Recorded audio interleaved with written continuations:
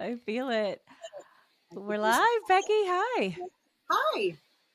How are we you? were just, I'm okay. We were just talking about the fact that we miss our little Zoom filters. I would like a Zoom filter. The camera So on this would is not I. so That's kind. so funny. Happy Yeah. Tuesday. Yeah. I don't know if you saw, but our car was stolen yesterday. Wait, So, what? oh, you didn't No. see?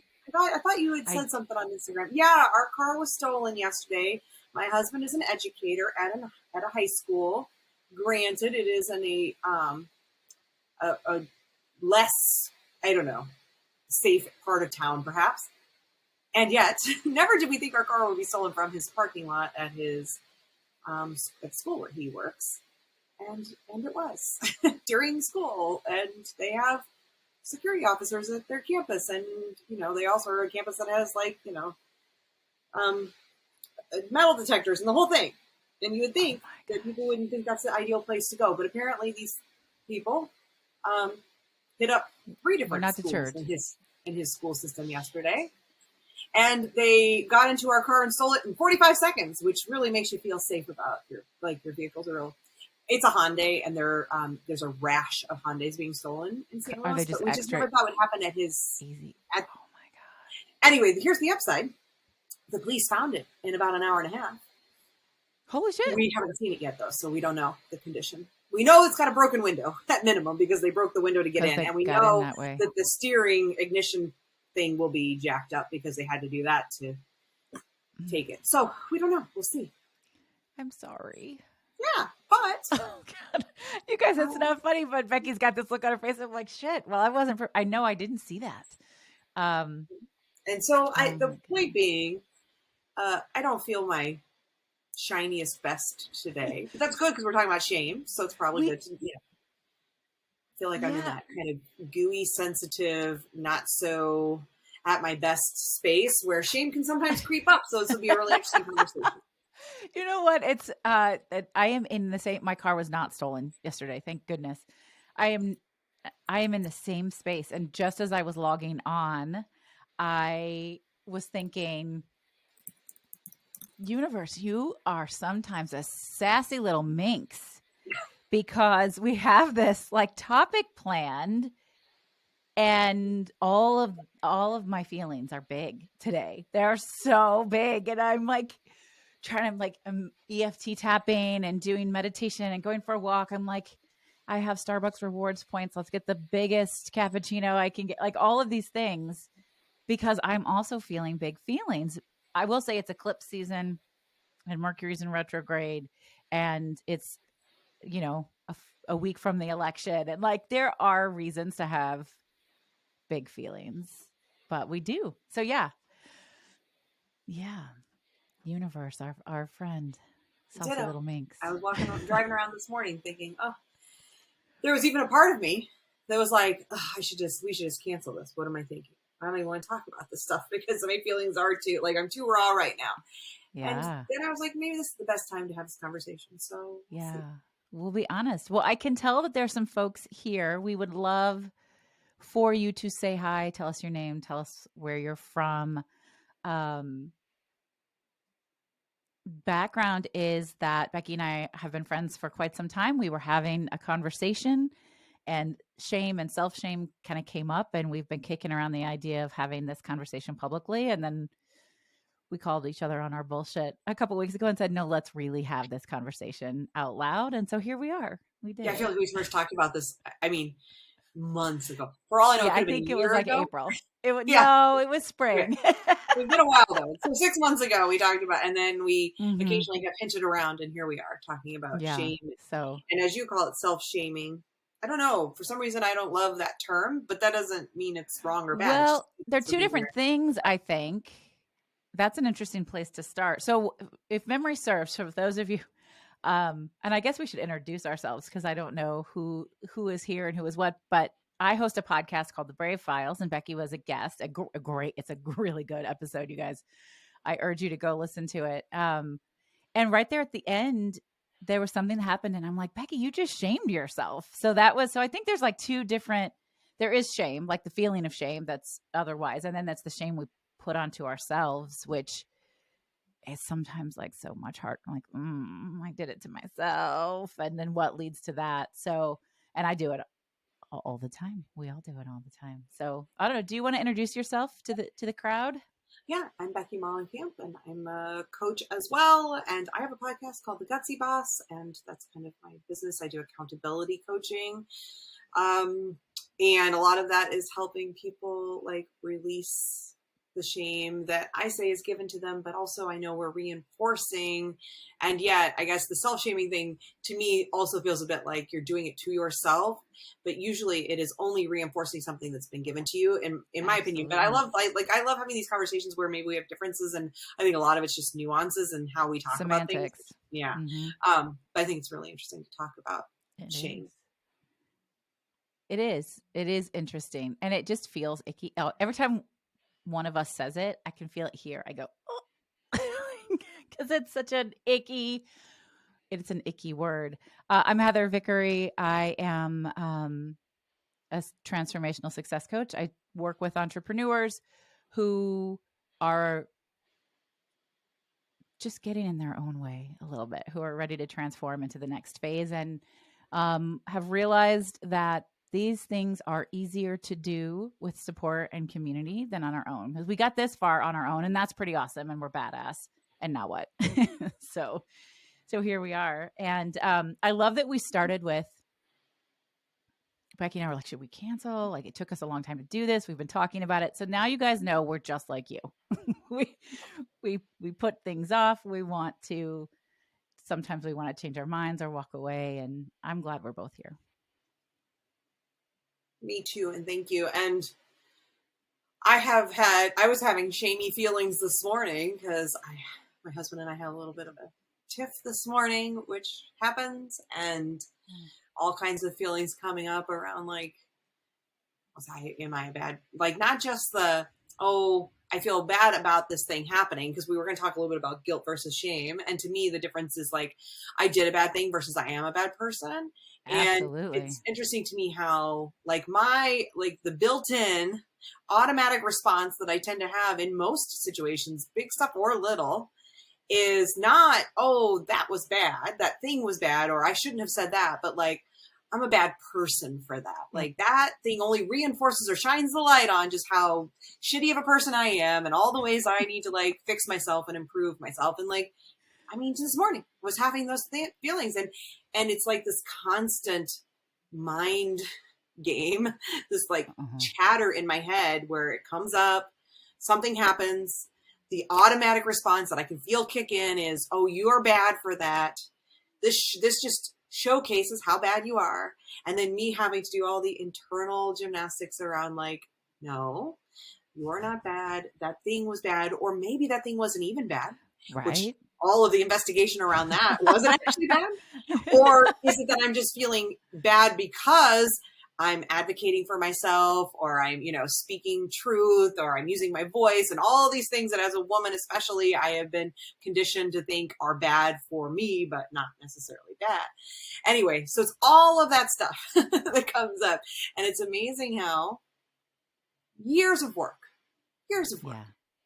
I still probably a daily basis, sometimes in the tiniest ways, but that voice, it's there. It's always there. It's always there, ready to say, you're bad. Or everyone's going to realize, like, this is the thing, this shows. They're going to see through you. You're bad. Yeah. That you're just really not that good a person. Right. Yeah. It's amazing. It is amazing. The shame that showed up for me today was parenting related.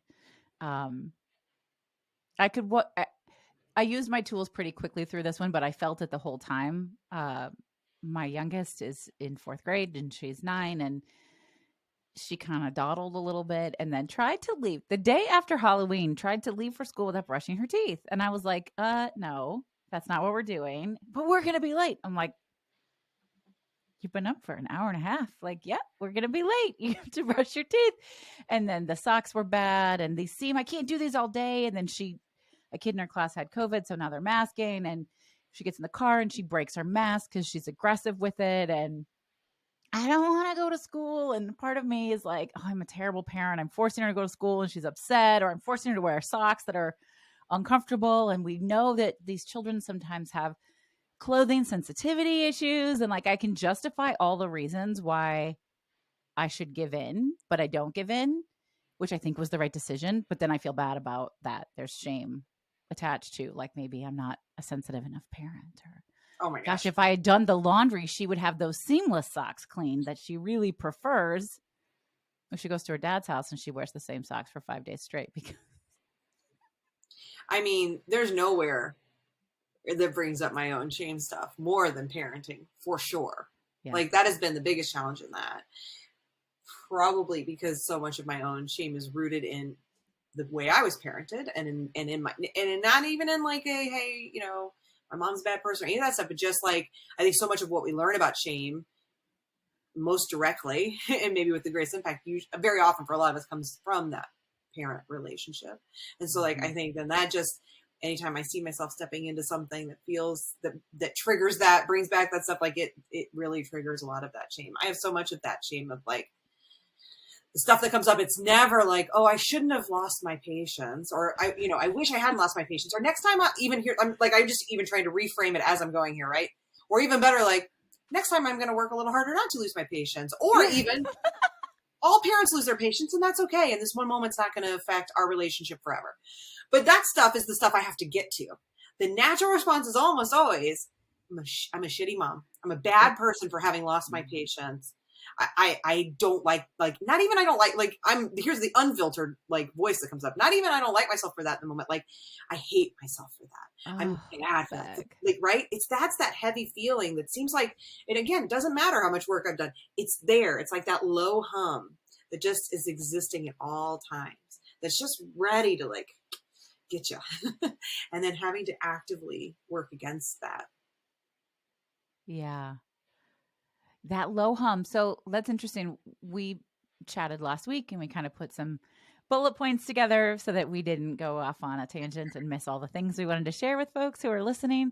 And one of the things that we had here is how do we view shame? Like, what does it look like and feel like?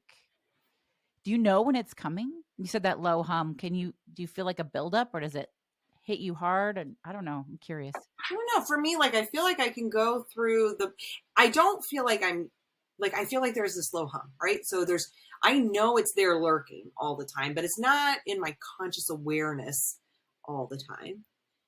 But there's like, it's amazing how little it can take to trigger it, to give it a space to speak up. So like, it's there. Most of the time it's kind of just lounging. Like, I'll be here at the ready, but I'm going to go ahead and take a little break. And then something happens. Like, I can go through my whole day feeling like, I'm great. I'm a badass. I'm amazing. Like, what a good mom I am. And look at me, helping my clients and blah, blah, blah, right? All the good things. And then the smallest of things. And there it is at the ready. Like, I was here. You weren't listening to me, but I was here this whole time, I promise. And now here I am ready to tell you, see, you suck. You suck. You're useless. You're worthless, whatever. Told you.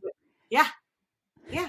You can have all those great things, but I'm going to be here ready to tell you how useless you are, how bad you are, how little you can handle, whatever it has a few different things it likes to tell me. So I don't always hear it, but I also kind of have an awareness that I know it's always there and that it is going to be there to speak up. And then it's there, and it doesn't take much to trigger it. The good news is, the benefit of all the work is that I'm able to silence it so much more quickly than I would have a decade ago or more.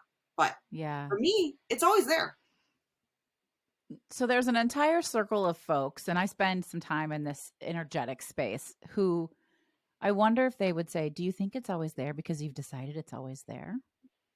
I don't know that I believe that. I'm just putting it out there. Like, can we not exercise it because we believe that it's underlying, always there, ready to pounce? Chicken or the egg? I don't know. Why is it there? Well, I don't know that. I don't know. I'm not going to say no, right? Maybe that's part of it. I don't know.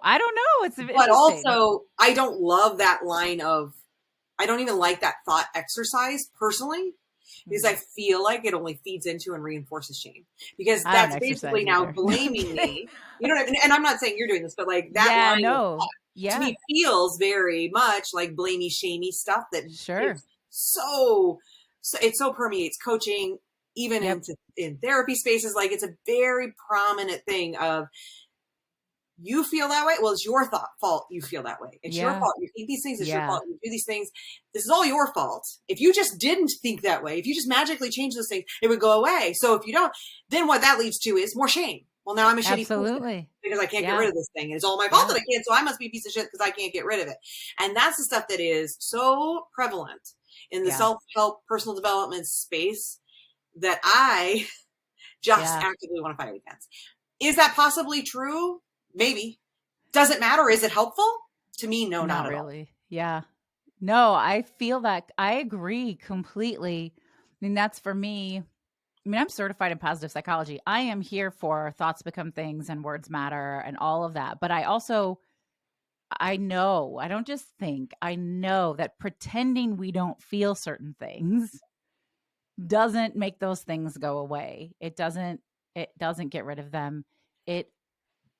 They root, right? I Mhm. mean, this is where self-compassion comes in.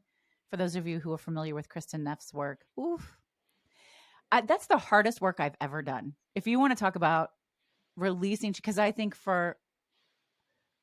there's so much of that judgment and shame in her work, not in it, but in learning to release it. And there's even shame around. So I don't know. Have you read her book? Mhm. Yeah. And then I have the workbook also. So I highly recommend. I recommend it to almost every client, every person. I'm like, you can read the book. If you're not into the books, just get the workbook and do the stuff. And it's so fucking weird. Like this work is so, like, you are going to think I'm a weirdo. So talk about it. The shame shows up in the fact that you are setting up 3 different chairs and then having 3 different conversations with yourself as you move through them or whatever it is. And you're like, oh my God, if somebody saw me, like, it's all, yeah.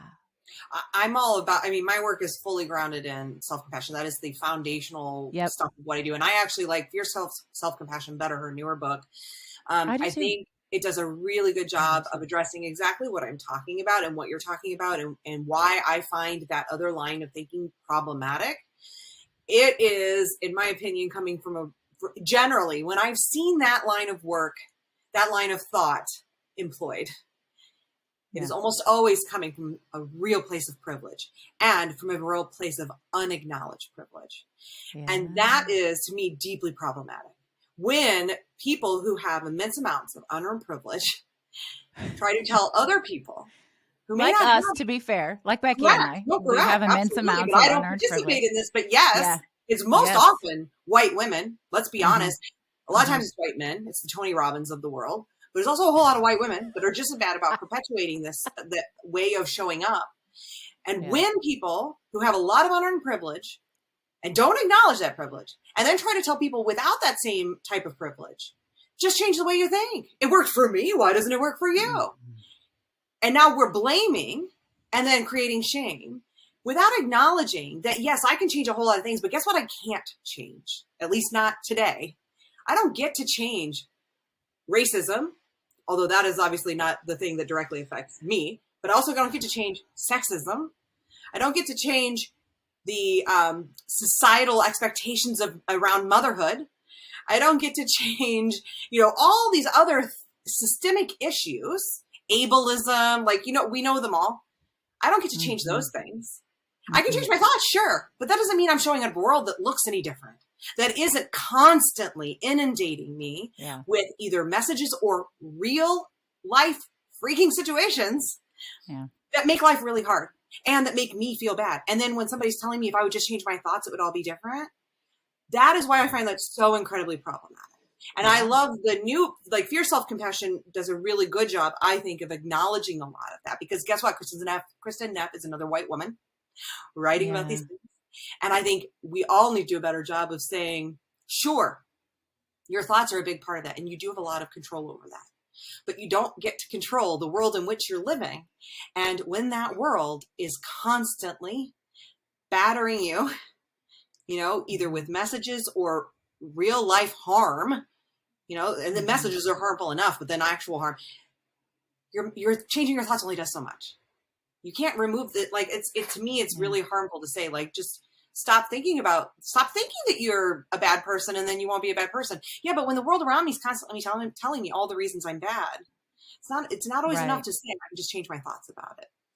Well, so I mean, I think that's exactly it. And that's where, so we promised folks we would talk about some of our tips and tricks and tools to sort of acknowledge, be aware, move through. And for me, I think that's the key component is I can't control all of these things and I'm going to react certain ways. And then I'm not going to feel good about the way I've reacted in some cases. So when self-compassion comes in and you say, of course that made you mad. Of course that hurt your feelings. Of course you lost your temper. You're okay. You're only human. We make mistakes. Sometimes you're going to fuck it up. It's okay. It's Yeah, okay. I love, my favorite line is, of course I feel this way because, and I like the because I want to challenge myself to think of all the reasons I feel this way. And it helps me to also step outside of myself.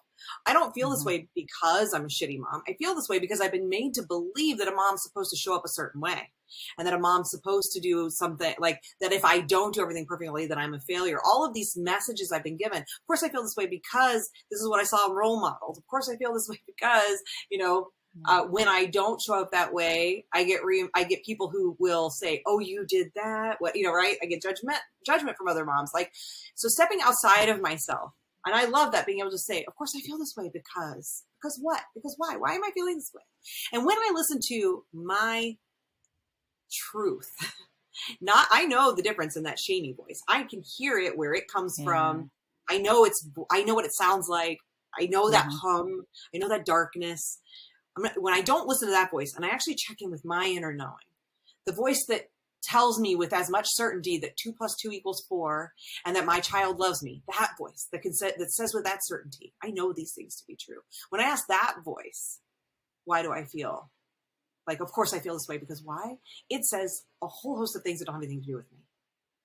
And that helps me separate it. So I'm a huge, and that's that self-compassion that I just think is so important because it's acknowledging, yes, my thoughts are in my control. And the and is what's so important. And I think is what's missing in a lot of the work, because to me, shame is either or, right? Shame is either you do it perfectly or you're a total failure. Either you get this right or you are useless, right? That shamey voice is very often trapped up in that binary. And when we can step outside of it, to me, like, compassion is about finding the and. Okay, yes, I can be a failure and be okay. We know those things aren't true, and it's very easy to say to you, my friend, now you know that's not true. Come on, what did you learn from that experience, or why are you now going to never do that again, or whatever the friend / coach / whatever question is. Where I think it really becomes difficult is in turning that inward. For me, at least, even when I can do that, even when I know my true self voice and I can, here's what I learned, it still sort of sits there. Like, it's shitty. I'm so over it. And we don't have, for those of you who are with us, we don't have the answer. That's why we're having the question. Like, it still sits there, even when I reason it. But what I have learned to do most of the time is go, it's kind of like fear, which is sort of the meat of the work that I do, is embracing your fear, is go, okay, well, yep, I still feel that shame or that icky feeling. But I also know it's not true, and I can act as if I can still get up and do the thing. I think maybe my take on it is that it's just that. It's just deciding to go ahead and show up and go ahead and forgive yourself, even if you still feel shame, or go ahead and keep parenting, or go ahead and launch a new product, or go ahead and show up for the live conversation when it doesn't feel like you want to, or like you have anything to add to the conversation, even though you still feel all the feelings. Yeah. I mean, I'm a big fan too of Tara Brach, and I don't know if you follow Tara Brach or with her work around mindfulness and self-compassion. And her practice around self-compassion is RAIN. And so the R is the recognizing what's happening. And that I think is a lot of what we're talking about, of like, just know. I think for a lot of us, for a lot of people, we operate with that low hum of shame, or maybe even a loud yelling, like a screaming voice of shame. And it's always there, but we don't even, like, it's so just a part of, we feel like it's just so a part of us that we don't even see it. We're just operating out of it without even acknowledging it or noticing it. And I think, to me, the biggest thing with any change is the recognition, the awareness. Yeah. You can't change what you can't see, right? So like that awareness of when it's happening and noticing the shame voice, separating it from yourself, like we've been talking about, and recognizing it. And the next part that she talks about, the A in RAIN, is allow it to be there. Just allowance. Or you could even see the acceptance, right? And that to me is so important, because that's the piece that I think it's missing in a lot of what's out there of this, like, change your thoughts, change your life, all of that stuff. It's, again, telling people that if they have shame, then there's something wrong with them. What if we could just learn to say, yeah, it's going to be there. It's there. In the same way that I have fear, like you said, that it, because a lot of us get to that place of just like saying, like, yeah, shame will be there. Fear will be there. Joy will also sometimes will be there. Right? All of these things. What if these are all just part of how we are, and we just allow it instead of judging it and trying to like squeeze it and force it and change it when we can't? What if we could just allow it to be there? Yeah. And then I'll just quickly say, freeing. I was going to just quickly also share the I in the end, since I started with the RAIN thing, right? Oh yeah, so please do. Yeah. I is investigate, right? And that is about like asking questions, getting curious about the shame. And I think that's some of that. Of course, I feel this way because, so then it's like, what if I can just say it's here instead of saying I'm bad for feeling this way, which is shame on top of shame, or like I have to figure out how to change this. And then if you can't, then you feel bad. What if we just say this is what is, I feel shame. And then what's that about? Not like I'm bad for feeling this way, or why can't I change this, but what's it about? Where'd that come from? Why was I made to feel this way? Showing up? And then the last piece is the nurture with self-compassion, which is the like, okay, that loving yourself, saying like, yeah, I'm feeling this way, and I still love myself, and I'm going to be okay. I love telling people, those hands on heart, feel that warmth, get checked in with yourself, grounded in your body. And that, like, the big thing to me then is assuring yourself that you have safety. Because in those moments, I think a lot of it is, I don't feel safe. It doesn't always feel safe, because a lot of times it's taking us back. It's getting triggered. It's taking us back to a place where maybe we didn't have safety. So now being able to reassure ourselves, I can feel this way and I can be safe. I think a lot of times the reason we want to change it so desperately is because it doesn't feel safe to have it. The same way with the fear. It doesn't feel safe to have the fear. But what if we can now reassure ourselves that, like, I can allow for this. I can have it here and I can still be safe. Because now I can protect myself. I can be okay. I can say I'm all right. So that's the RAIN process, recognize, allow, investigate. I think that's about like making sure it's about curiosity and not judgment, that kind of investigation. And then nurture yourself. And I'm not saying that those are necessarily the answers, but I think maybe what you're saying, the answer is that the goal shouldn't be, how do I get rid of shame? That's what I think. Yeah. How does it not take up so much real estate? How does it not have so much power? Right? How can we make it not in control? Yeah. Because when we're decision making from that space of shame, we are not making thoughtful, intentional, healthy decisions for the best of everyone involved. We're just not. There's assumption in that. There's people pleasing in that. Right? Like so many things that we all know don't serve us and don't serve the people around us. So just. And that's you brought up earlier. I'm sorry. Oh no, go ahead. No, well, just saying that, like, it doesn't serve us. So who does it serve? Which is one of the questions I'd like to ask you. Oh shit! It's not there for no reason. I think shame's given to us, right? I don't think anyone wakes up one day and says, you know what I would love? I would really love to just not like myself, or to think I'm a piece of crap. That would be great. Like, no, we're not choosing shame. I don't think anyone ever chose shame. It was given to you from all sorts of sources. So I'm not blaming one person. Yeah, maybe mom contributed, but guess what? It was a whole lot of places that have contributed to shame. And I strongly believe that blame and shame are the sharpest tools in patriarchy's toolbox. for Yeah. what you just said. Because when we're operating out of that place, guess what we're not doing? We're not Thriving. prioritizing our own need. We're not caring for ourselves. Yeah. We're not, but even more so when we're in that place, we're not advocating for change. We're not looking at the systems that are actually problematic and that have contributed to our shame. We're focused inward only on ourselves. And because it's shamey and it's kept in the darkness and we do it internally and alone and in isolation. Mm-hmm. We don't want anyone to know about it. And so that we're affecting no change. And that preserves the status quo. Yeah. So like, don't think it's not by design. Well, that's what I was going to say. Like, I think because it's so subversive now and has been for such a long time, in many, many cases, people don't even recognize, no matter who you are, race, gender, religion, ethnicity, you don't even realize you're shaming.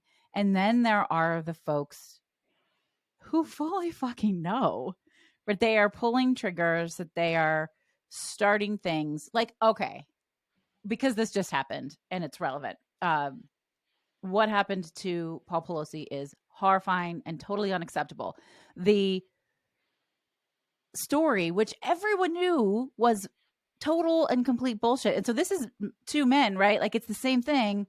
It's not, there were no women involved here. Well, it was his gay lover and they got in a fight. Now, they fucking knew that was totally full of shit, but they were hoping that just the mere thought that the shame that could be attached to him being secretly gay would somehow throw people off, or he wouldn't fight back, or, because that shit's worked in the past.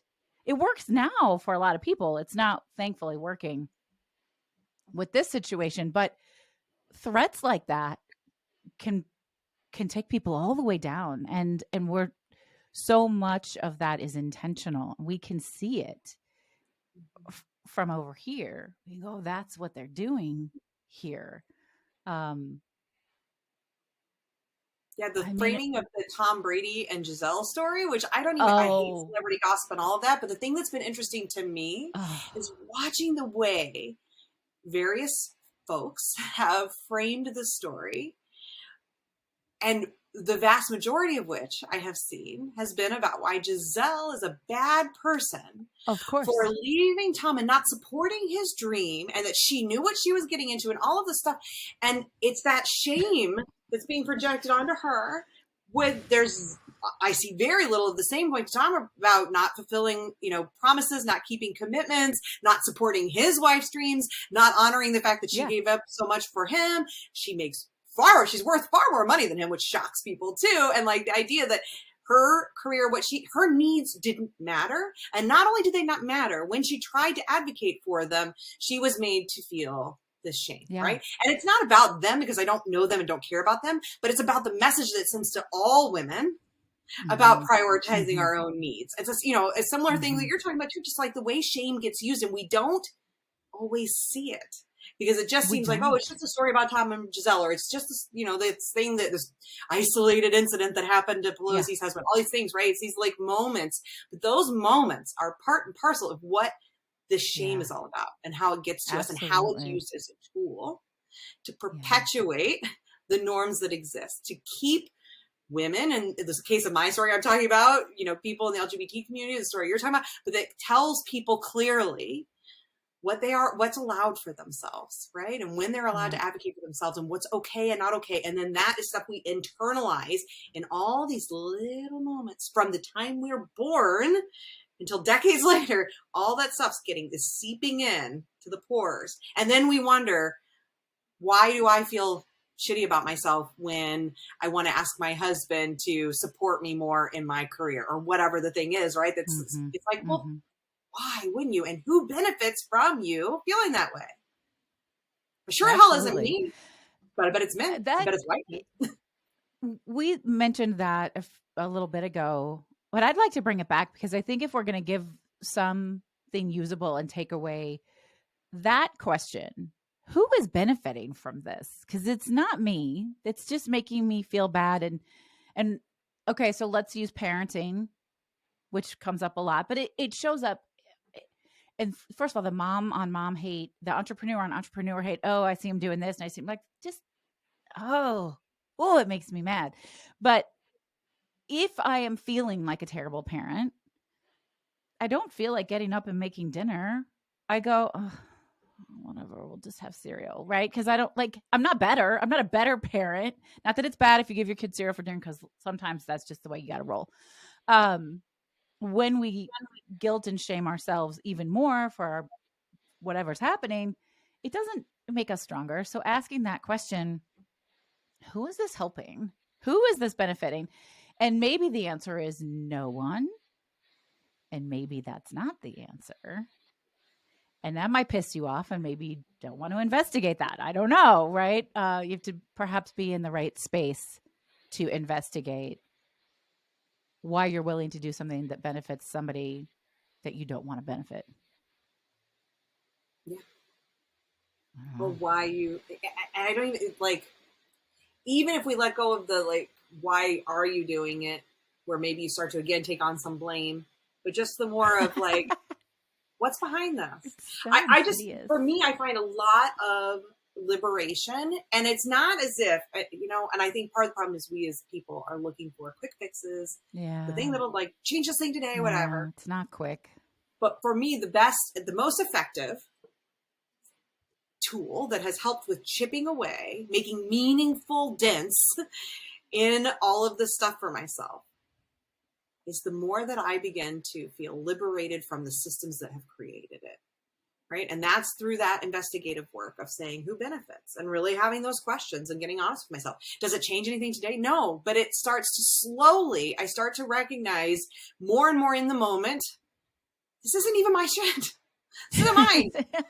I don't have to own this. Yeah. Right. And does that mean that I suddenly am like, oh, I don't feel bad? No.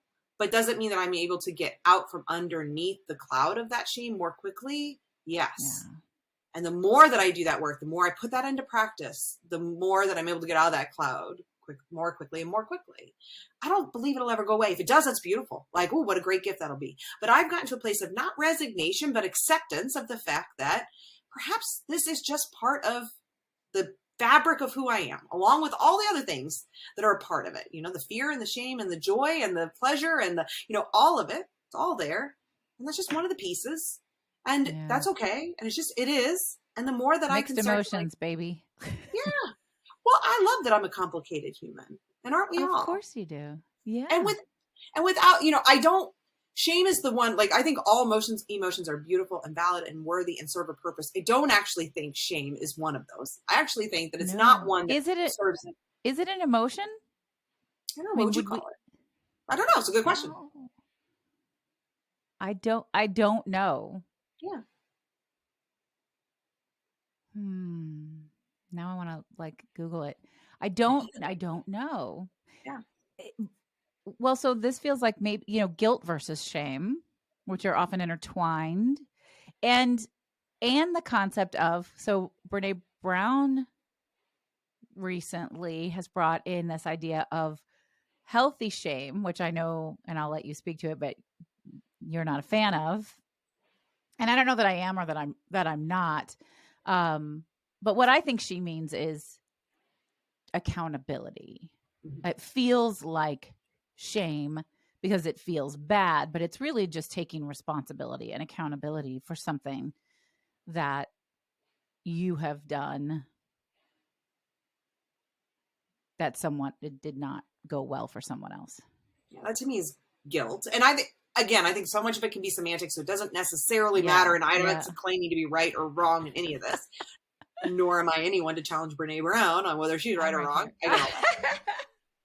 And I read a book called The Shame Machine by Kathy Neal or O'Neill or something, where the whole idea behind shame machine is this idea of there being good shame and bad shame, or healthy shame and unhealthy shame. And that healthy shame is, I think ultimately what Brene and this book are getting to with the idea of healthy shame is sort of this calling in versus calling out, or the idea of, like you're saying, accountability.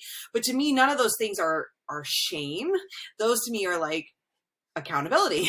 It's maybe the feeling attached to it is guilt, because the difference is the guilt is I did something bad, and for me, again, I don't think it really matters as long as we all are sharing a similar approach to what it is. But I feel like the guilt Yeah. is I did something bad and I need to own that, right? I need to own Yeah. responsibility, take responsibility for what I did and fix the harm.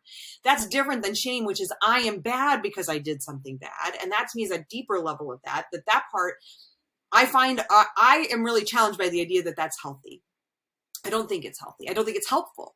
And I also don't think it's a choice. I think it's something that's really been given to us because I think it is that tool, Yeah. like I've said. So I don't think it's a helpful emotion or whatever it is, whether it's emotion or not.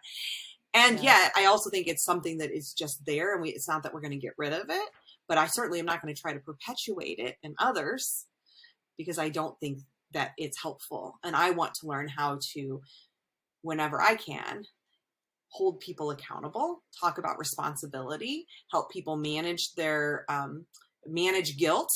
But I don't want to perpetuate shame and try to use that as a tool to be, a tool for accountability. So it just occurred to me as we were talking about this that I have Atlas of the Heart next to me. And I thought I'd pull it up. First of all, she's got 2 quick definitions of shame versus guilt, and they are close. Shame, I am bad. The focus is on the self, not the behavior. The result is feeling flawed and unworthy of love, belonging, connection. Shame is not a driver of positive change. You get a quiz back and you got an F. Your self-talk is, I'm so stupid. Guilt, I did something bad. The focus is on behavior. Guilt is the discomfort we feel when we evaluate that what we've done or failed to do against our values. It can drive positive change and behavior. Guilt is not always bad. If you've really done something bad, you might need to feel guilty about it. You get back a quiz, your grade is an F, and your self-talk is going to that party instead of studying for this quiz was stupid versus I am stupid. But there's this little, gosh, I wish you guys could see it, really see it. There's this little cartoon here.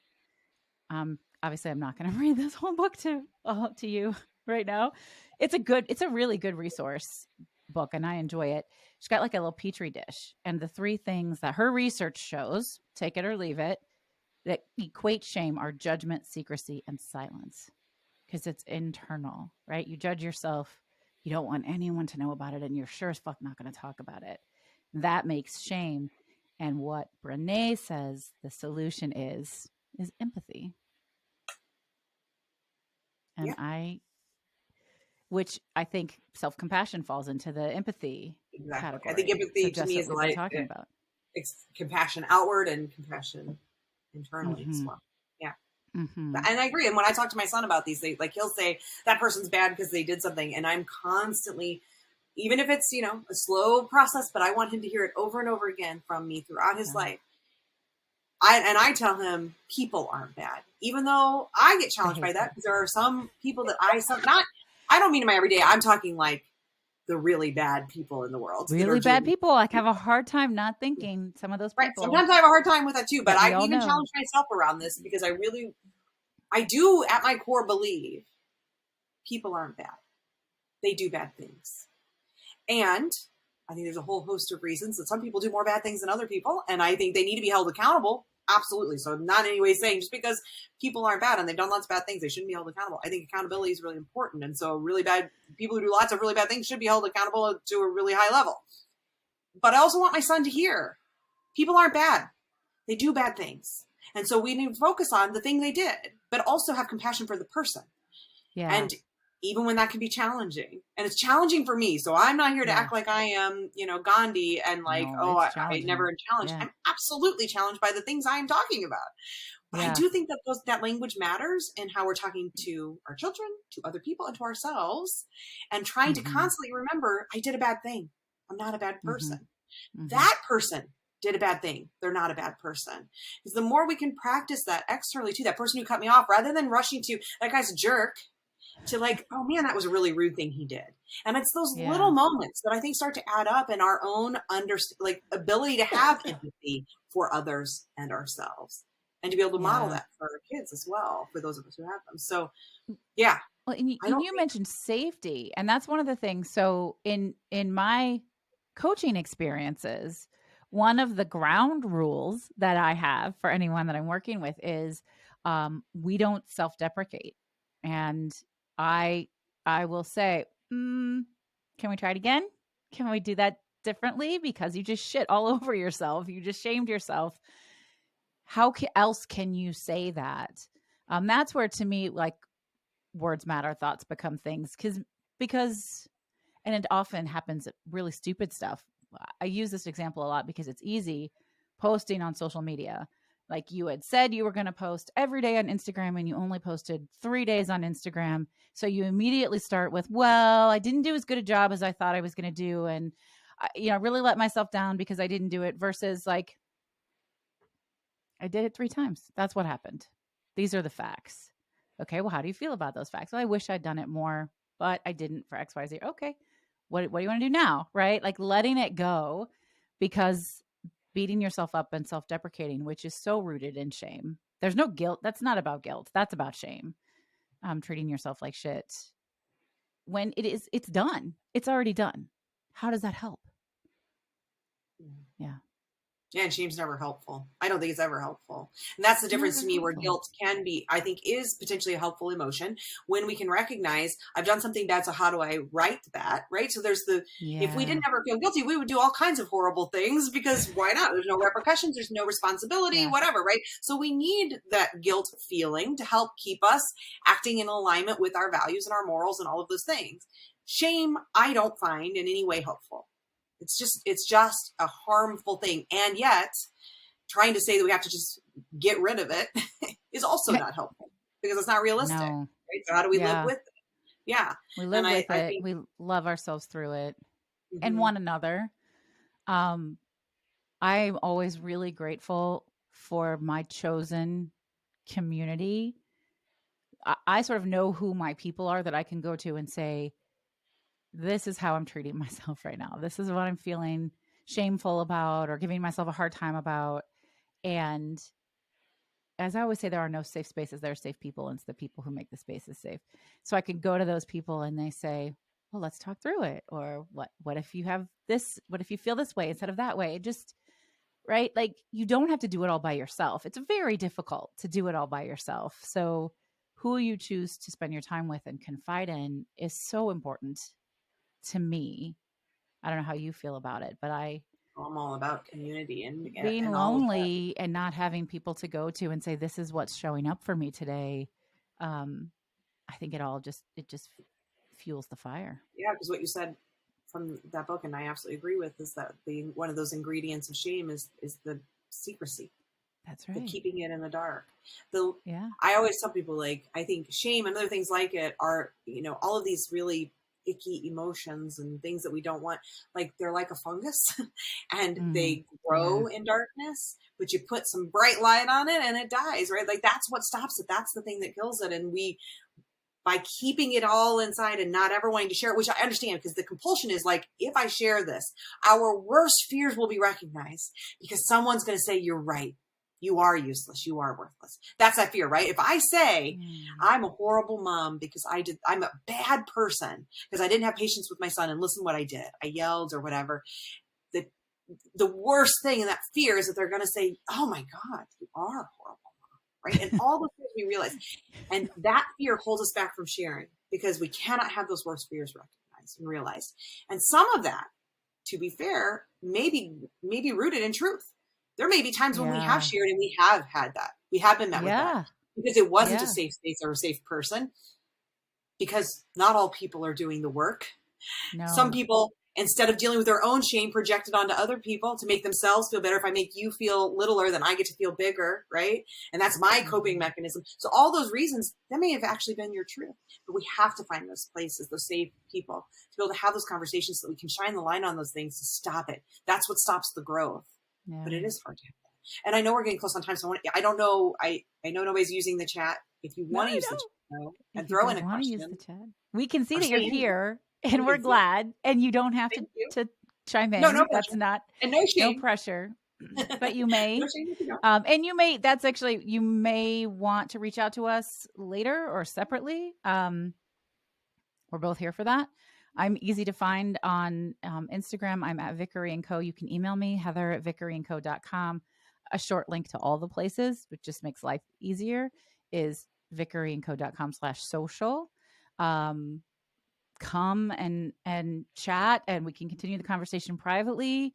I also, if this idea of community is something that interests you, I can let you in on my new coaching experience, which is called the Brave Entrepreneur Incubator.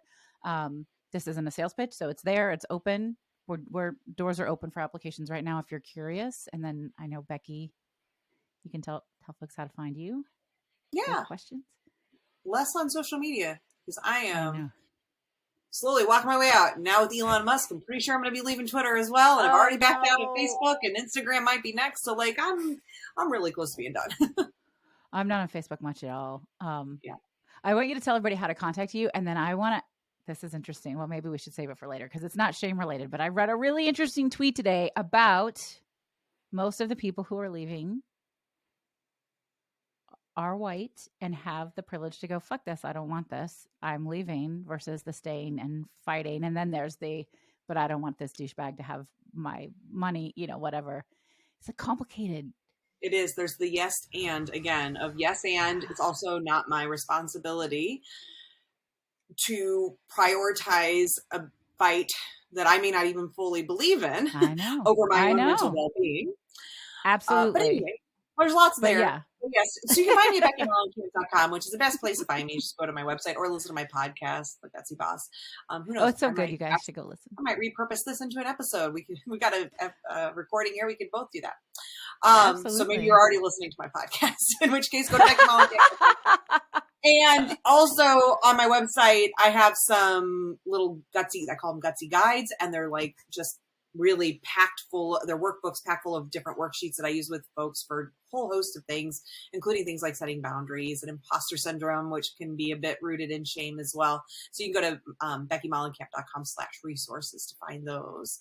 But I don't have a program going on, but Heather does. And so you should totally go check that out because it's getting ready to start soon. And Heather's awesome. It is. Yeah. I'm actually really excited about it because, and this falls into it, having that space, creating that community of safe people who are learning to live with some of these things that we feel are ugly, that we want to keep silent, and voicing them to work through them, right? Because that's what we just said. Like, it's not likely to go away. So then what do you do with it?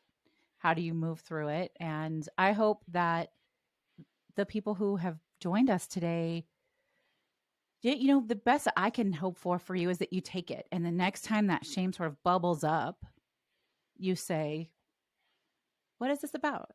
Why am I feeling? Who's benefiting from this, right? Some of the things that we dropped here. And then, it's like anything else.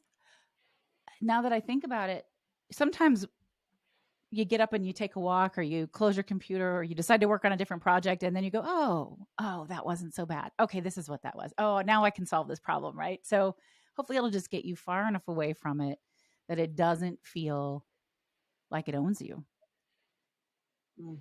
I love that. I do always talk to people about practicing the pause, although I haven't really thought about it necessarily with shame, but I think absolutely. If you can get the awareness first, awareness is key because most of us, like we've said, don't even recognize when we're operating out of this place because it has just become our operating system. So noticing that voice and how it's different from your true voice, right? So, but when you can begin to recognize it as it pipes up, don't make decisions from that space. Don't take actions from that space. Don't. Practice the pause. Even if that pause is 1 minute, if you can get that pause to 5 minutes, ideally a few hours or a day before you're taking action, because you're right. That gives time for that voice to say what it's got to say. It wants to be heard. It needs to be heard because it's trying to protect you in its really harmful way, but it's trying to protect you. So let it speak. Let it get it all out. And then usually eventually it runs out of things to say. It's like, all right, I'm done, I guess then. This is what I had to say and you've heard it.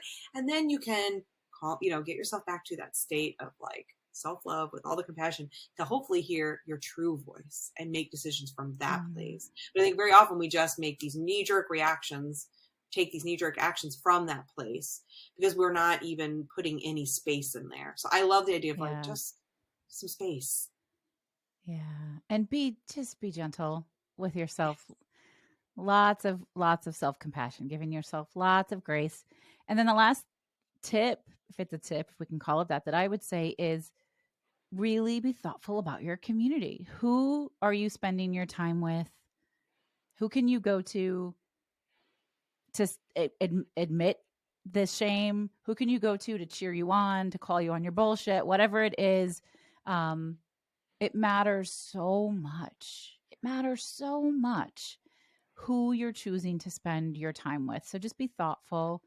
And if you don't have a community of people that help you with that, I urge you to find one.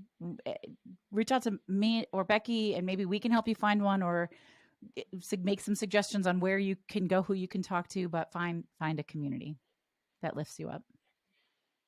I agree. And watch for the people that are not. Yeah.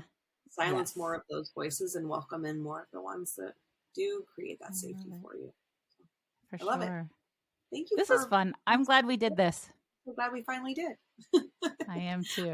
I am great conversation, and I appreciate the people who are here. Thank you so much for being here and listening in.